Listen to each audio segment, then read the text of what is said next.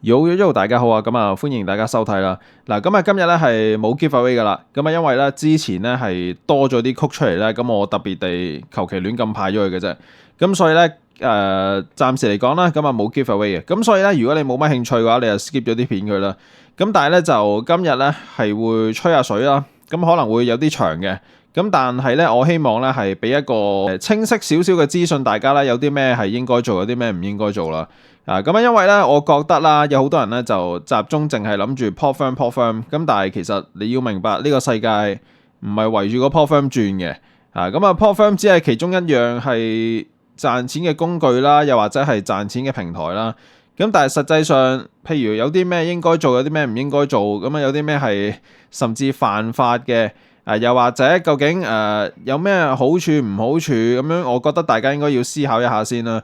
因為咧都唔細㗎啦，即係講真係嘛，即係可能有啲朋友仔係睇片嘅時候，可能係仲讀緊書都未定嘅即係我唔知。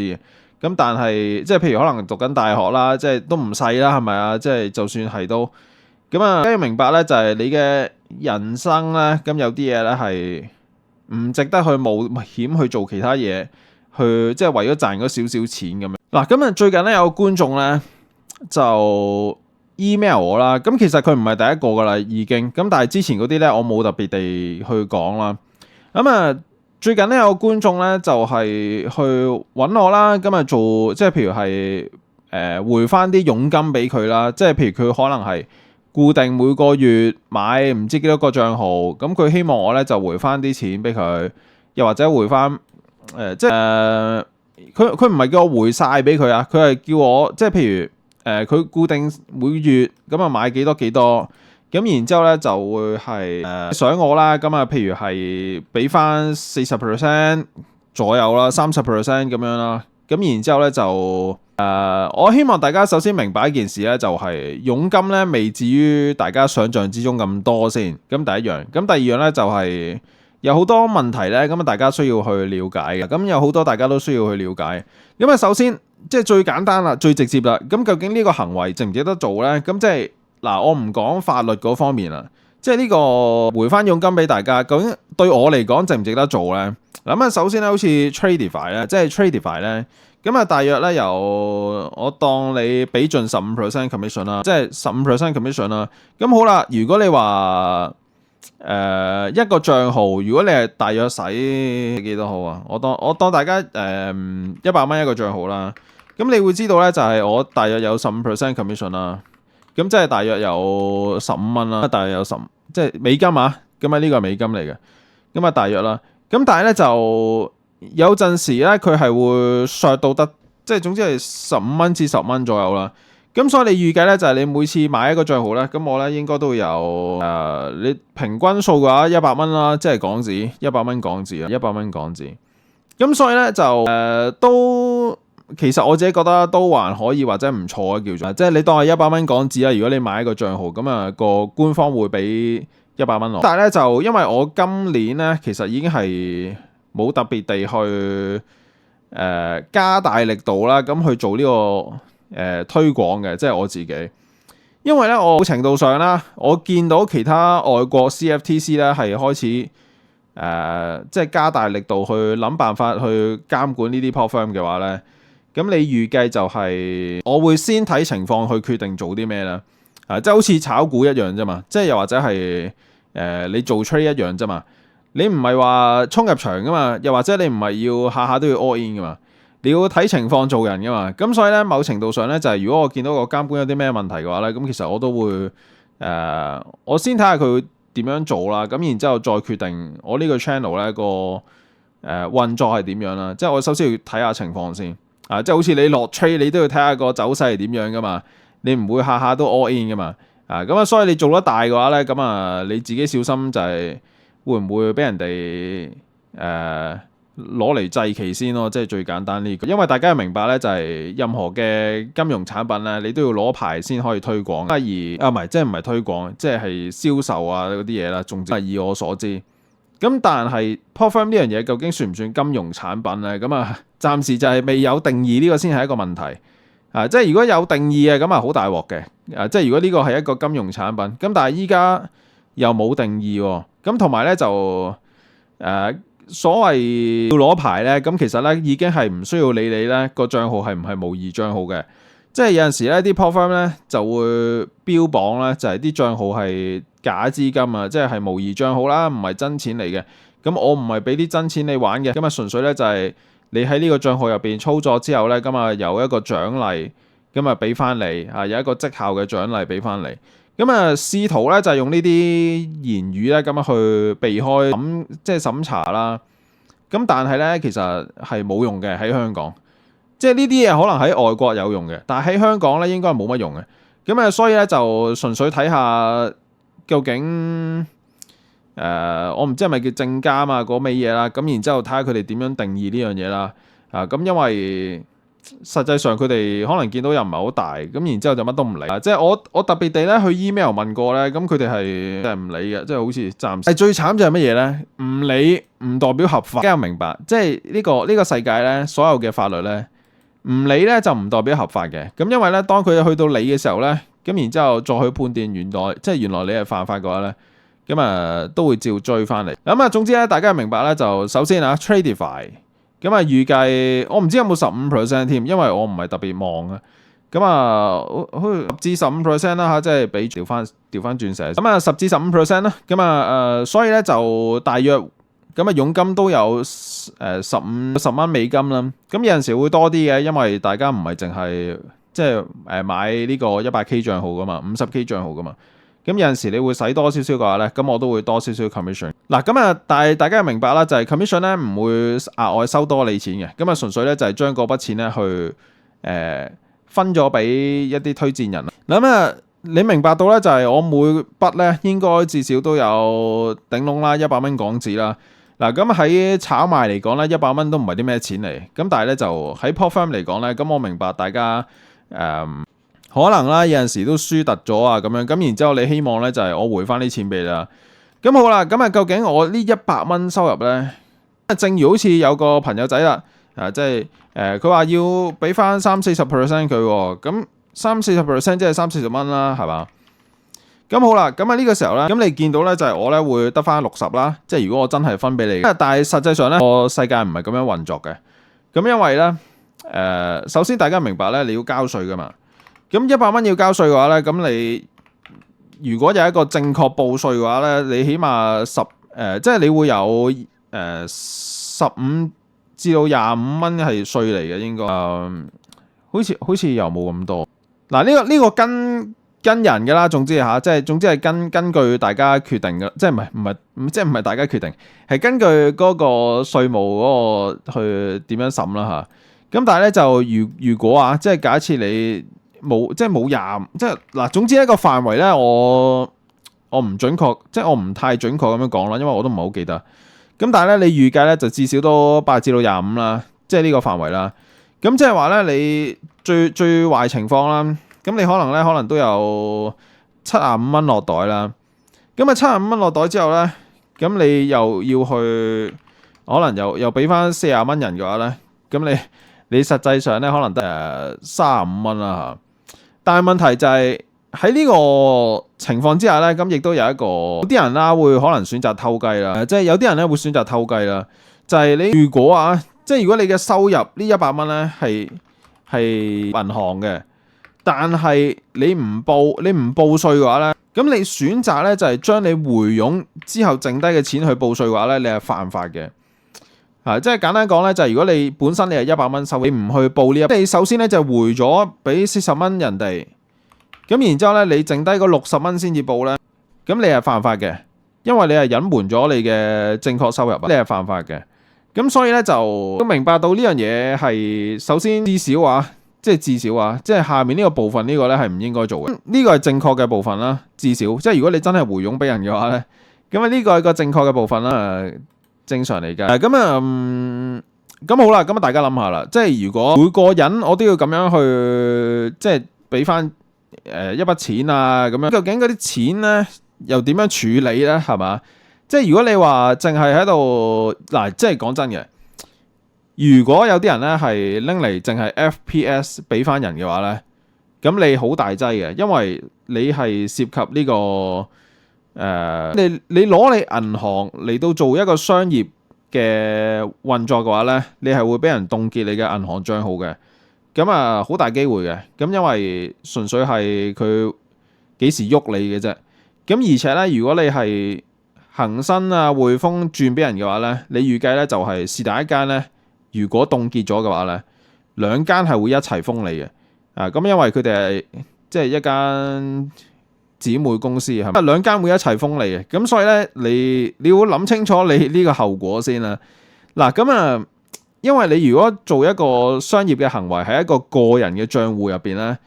咁啊，呢樣嘢咧，首先係好多人都唔清楚係唔應該做嘅。咁所以有陣時你會見到有啲 social media 有啲白痴仔咧，就成日喺度投訴銀行做咩凍咗佢 account 啦。咁啊，銀行咧喺某啲方面啦，咁佢都會做得好小心。咁尤其是係洗黑錢呢度咧，咁你下下咁樣狂過數俾人咧，咁已經唔 work 啦。好啦，咁啊，剩低嘅情況咧就係，既然即係如果俾真錢唔 work 嘅，或者俾 cash 唔得嘅 FPS 俾人。咁如果呢樣嘢唔得嘅話咧，咁你唯有咧就係用其他方式啦。咁譬如好似係兌換一個新嘅帳號又或者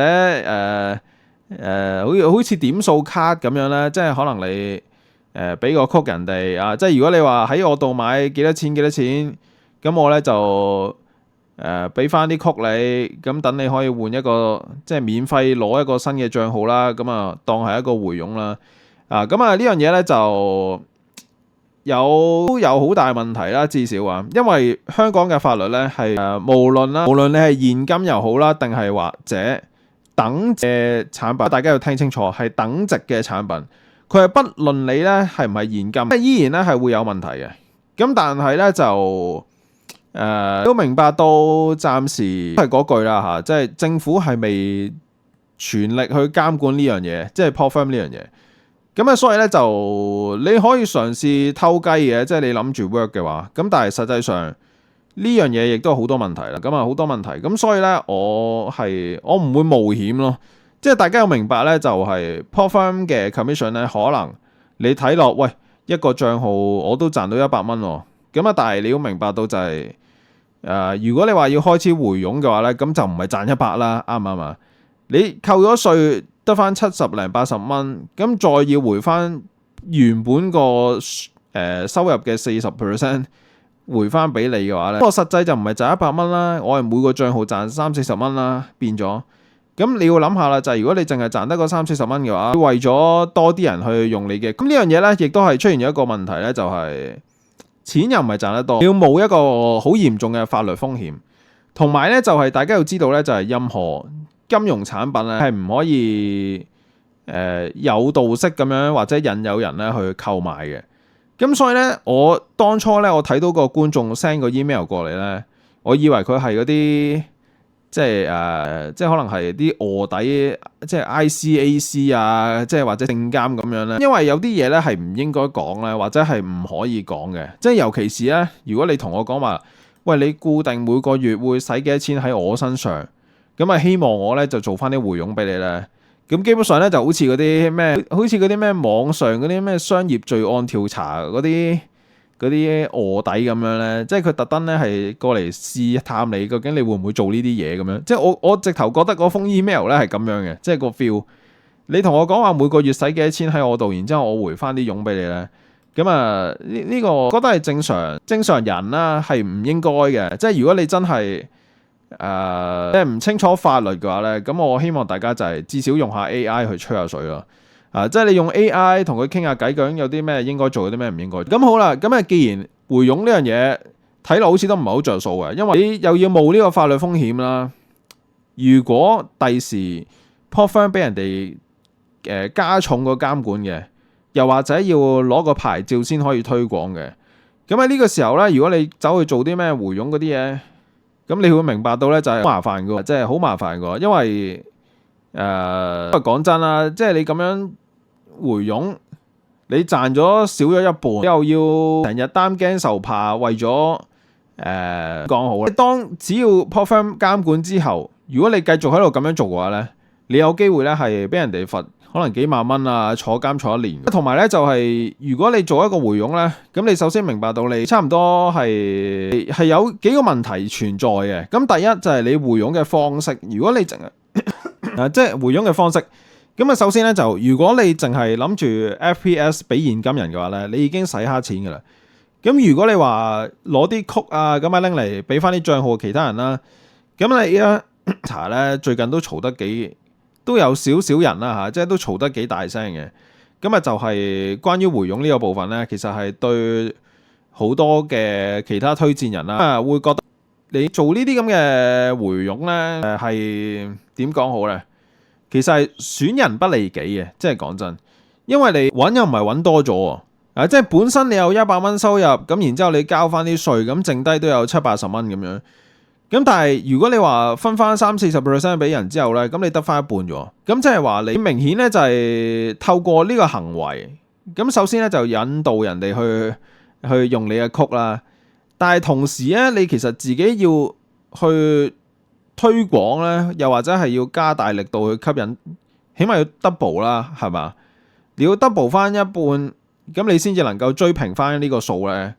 咁其實跟住諗下有冇意思咯，即係咁樣做，即係本身你可能一個人嘅，即係譬如買一個賬號，咁你有100蚊，你依家要2個人先可以，又或者甚至3個人先至可以係等於你一個人嘅 commission。所以你諗下啦，如果你推廣100，即係俾100個人，依家變咗咧，你要推廣300個人，即係先至有相同嘅收入嘅話咧，你前面做咁多嘢，其實有乜意思？係嘛？即係大家諗下有咩意思？我自己覺得啦 Popfirm 即係尤其是香港或者台灣咧，我覺得啦，咁呢個圈子唔會點樣大噶啦。即係講真，即係呢個圈子唔會點樣大嘅，因為你留意到咧係有人或者啦，呢個世界好多選擇嘅 Popfirm 咧，只要佢一路都有啲咁嘅垃圾規則咧，同埋就係依然都會有人懷疑佢哋係 scam 嘅話咧。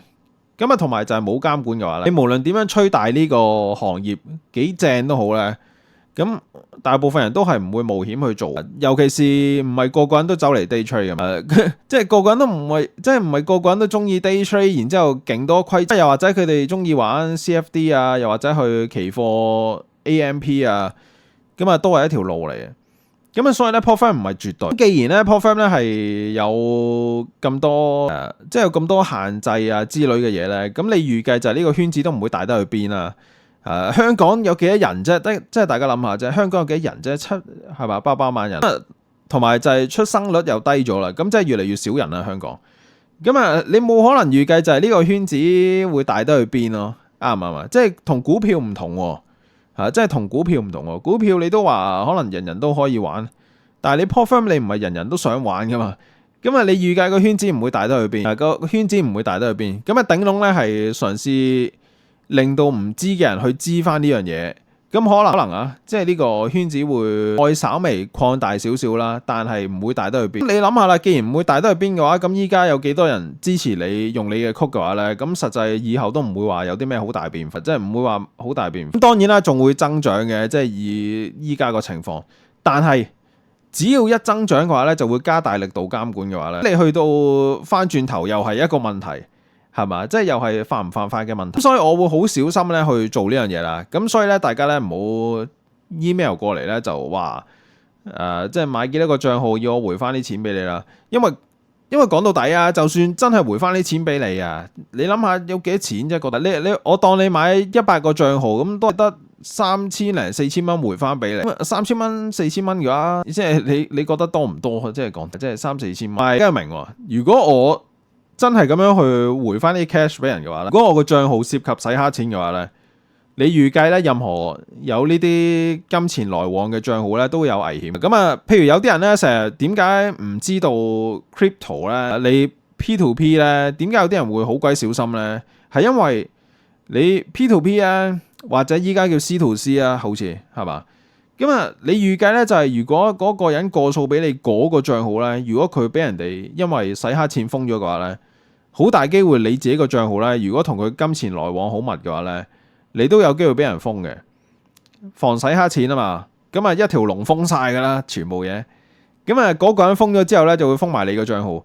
咁啊你個賬號封咗之後，你諗下啦，係咪好冇必要啊？即係明明唔係好多錢，即係明明唔係好多錢。所以點解有陣時你見到啲 social media 咧喺度話咩銀行啊無啦啦凍咗我個帳號，唔知做乜 Q 啊咁樣啊，即係離晒譜啊、恒生啊咁樣。咁其實我覺得你哋係咪冇乜，即係嗰啲人係冇乜常識。我哋自己嘅個人嘅賬戶啦，咁啊嚟到即係做回傭呢樣嘢先啦，首先啊，咁啊然之後就係你仲要，如果你話開公司嘅話咧。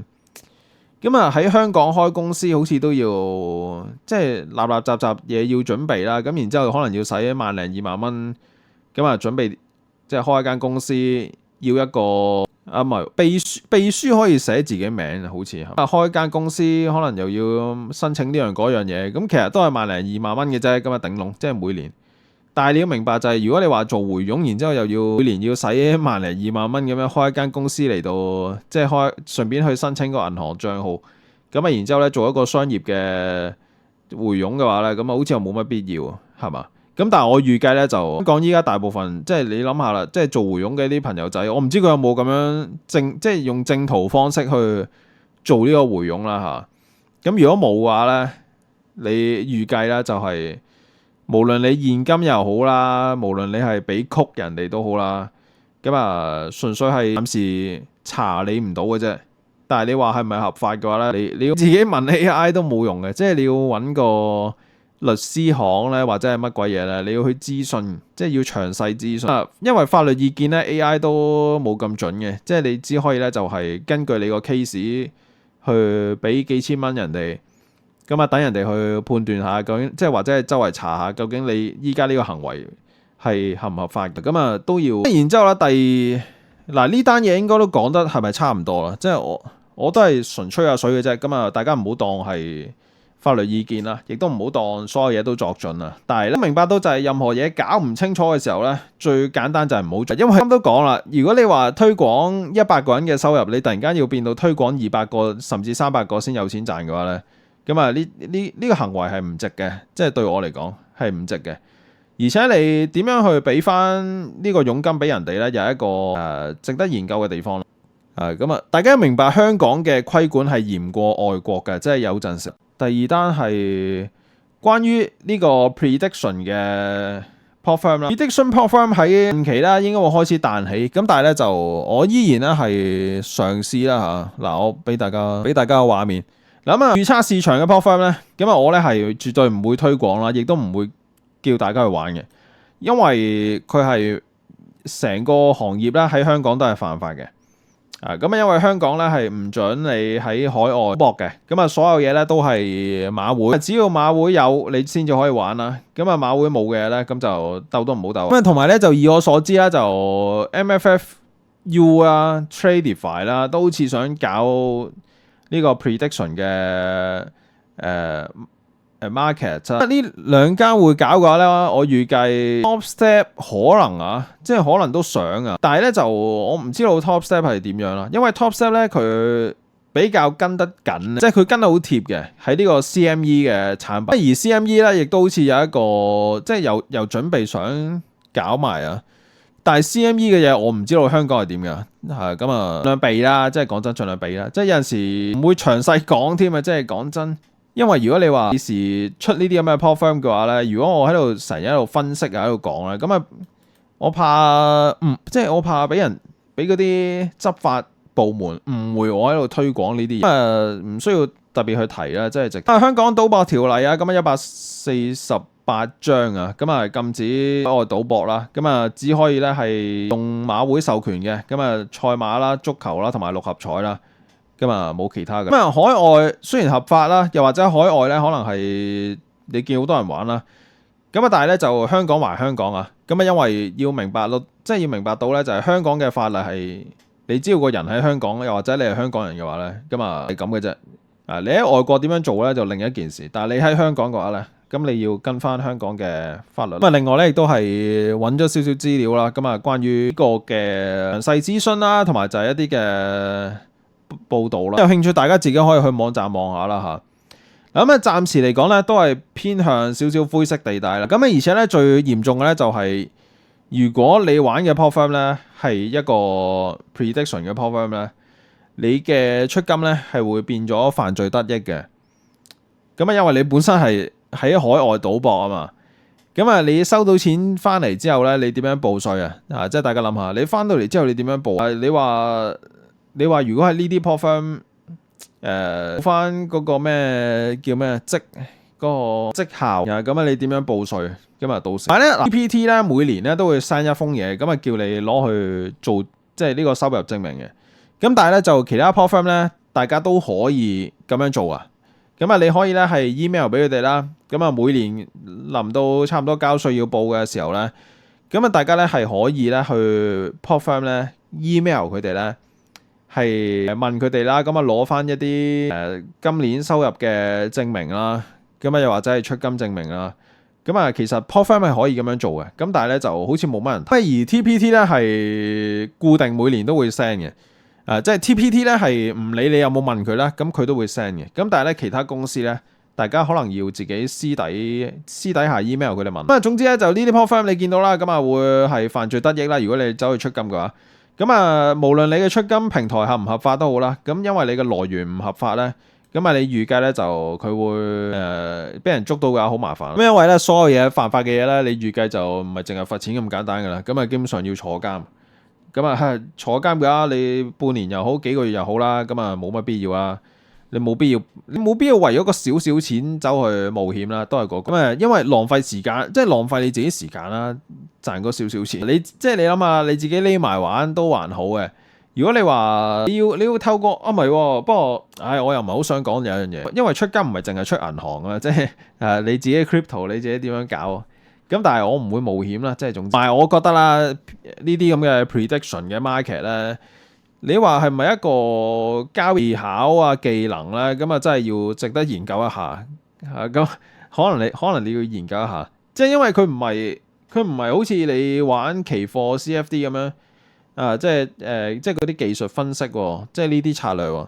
佢可能呢啲咁嘅 poly market 可能仲有其他嘢。咁啊 CFTC 啦，咁啊最近亦都喺度檢討緊點樣監管啦嚇，咁啊所以咧亦都係會要留意嘅地方。嗱咁啊，你明白到啦，就係總之所有法律風險嘅嘢咧，我都係盡量避免㗎啦。即係至少我呢個 check 係香港嘅即係推薦人啦，我會避啦。即係尤其是以前可能都有陣時講嘢講得唔清楚，或者係講得唔好，又或者以前都賴過嘢，即係有啲嘢講錯咗嘅。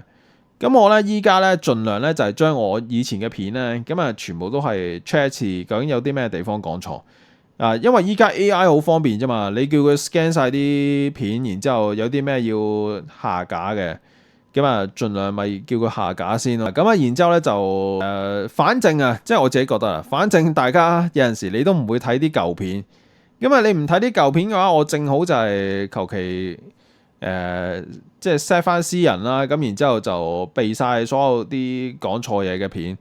咁啊，如果第時因為監管嘅時候咧，咁啊可能會有人過嚟周圍 check 下我啲片嘅話，咁至少啊，咁依家即係個風險略細少少啦嚇，即係我唔會話冇嘅，咁但係個風險都略細少少啦。咁啊，如果即係你諗下啦，冇理由為咗少少錢走去冒咁多風險噶嘛，咁。尤其是依家 AI 咁方便咧，你同佢吹下水有啲咩要檢討啊，有啲咩要做啊，有啲咩要小心啲啊。咁啊，其實好簡單啊，呢啲嘢，即係打幾隻字咧，咁個 AI 會同你講。嗱咁啊 AI 話咧就係啊，咁啊多數情況咧唔明確推廣俾香港人咧係會更好嘅。咁啊主要咧就係降低呢個證券及期貨條例嘅第115條咧，係向呢個香港公眾咧積極推廣呢個風險因素。咁啊，但係咧就唔等於自動合法嘅，咁啊純粹就係風險比較低少少啦。咁啊，因為咧一句到尾咧推廣俾香港人嘅話咧，咁啊係關鍵性牙煙啊，咁啊即係你主動招攬香港。咁但係咧就記住啊，呢樣嘢係受監管嘅情況之下，咁但係問題就係依家 port firm 未知，唔可以話未監管，但係我未知實際之後會唔會啊？咁尤其是 AI 話啦，咁啊 port firm 算唔算金融產品啦？咁啊係暫時唔算啦，通常。咁因為咧考試咧唔係監認可嗰啲嘢啦，咁啊你見到，咁啊唔可以咁斷啊，咁啊因為咧就落入呢個經營積極規管活動，業界實況嗱，咁啊多為海外模擬考試同埋獎勵模型啊，咁啊站內咧亦明寫明多數係非 SFC 持牌 funder 模擬資金，即係你要明白咧，就係 AI 都寫嘅，即係呢個係一個灰色地帶嚟嘅，即係未有嘢肯，純粹咧就係保持住，既然喺灰色地帶嘅話咧，你唔好咁偏向人哋捉嘅範圍啦。你應該係偏向啲比較模糊啲嘅地方啦，咁啊至少啦，咁啊暫時咧就唔係賭博啦嚇，咁但係關於洗黑錢預測市場嘅，咁啊唔好做啦。呢樣嘢咧已經係好緊要噶啦，即係唔好積極推廣俾香港。中文港元計價，客戶係咪自己揾上門啊？咁你要明白呢樣嘢。所以咧就你留意啦，就係我求其講幾句嘢，咁其實大家都明咧，就係我已經盡量避啦，即係香港人啊。尤其是我好少話真係同大家講 HKD 嘅，即係我全部都係講 USD。咁啊呢樣嘢都係要避啦。咁又或者咧就咩開 account 呢啲嘢，咁我都冇做過啦，係嘛？咁但係咧要留意咧，就係唔針對香港人咧，就避免唔係即係就唔係代表完全冇事，只不過咧個理據比較弱少少嘅。而且啦，咁啊佢呢度咧亦都有啲咩無牌投資建議。咁當然啦，我冇開 group 嘅，咁所以呢樣嘢係肯定冇做啦。交易冇做啦，管理帳號冇做啦，但係咧就 firm 啦，推薦人咧一定要去披露翻自己係推薦人啦，咁我亦都係成日 keep 住做嘅，咁呢樣。另外咧就亦都係冇教大家點樣去做假 KYC 啦，亦都咧冇講到呢啲係受監管啦，因為呢啲唔係呢啲絕對即係嗱呢啲嘢絕對唔係受監管，大家要明白，即係我唔會吹到亂嚟，所以咧就我嘅影片啦，咁啊多數咧都係呢個。即係好似記者咁樣啦嚇，咁又或者係一個教育形式啦，即係規則啊，乜啊，呢個考試啊 Sim Funder Live Funder 嘅差別啊，模擬倉為主啊，我亦都唔係投資建議啦，有風險披露啦，可能都會係推薦人，但係咧就另外啲公司亦都唔係香港可以用咯，其實同埋第6點咧好緊要嘅，即係講到尾廣東話唔係淨係香港人嘅。你要明白到有關所以咧，我呢個頻道咧，我唔係專攻香港，我呢個頻道係華語頻道，我亦都唔係持牌啊，即係講到底。咁其實講真啦，依家純粹係真係未判，即係香港未監管嘅啫，所以咧就我都唔知，即係有陣時，即係你諗下啦，其實咧，就算你問 AI 都好咧，佢都係比較好模糊咧，就係呢個究竟係咪等於金融產品咧？又未係。但係你問係咪等於冇網管咧？又唔係，純粹就係未做嘢。大家明唔明啊？純粹係未做嘢。咁所以咧，如果你話要詳細嗰啲咩意見書嘅話咧，你見嘅咧就 AI 咧都叫我去揾呢個持牌律師去判斷、去險分。大家諗下啦，既然咁模糊嘅話咧，其實如果呢個 channel 要 keep 住咁樣運作嘅話咧，係有少少點講好啊？即係我係唔知道之後。要點樣做先咯？即係最緊要就係你見到其他人咧，其實有少少即係我可以衰啲講咧，就有啲傻。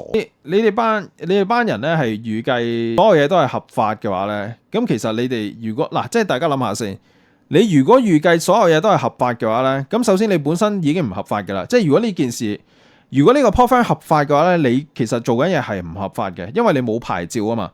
但係如果呢啲嘢所有嘢都係灰色地帶嘅話咧，你搞到咁大嘅話咧，去到最終人哋槍打出頭鳥咧，即係好似我之前寫篇文，你搞到咁大嘅話咧，又係灰色地帶嘅話咧，如果人哋開始監管嘅話咧，捉你咧就第一個係捉你哋嘅，係咪？年輕人啊，即係我只可以話其他人係年輕人，我會盡量咧就避免去做一啲犯法嘅嘢，同埋咧就盡量即係好似 USD 咪講 USD 啊。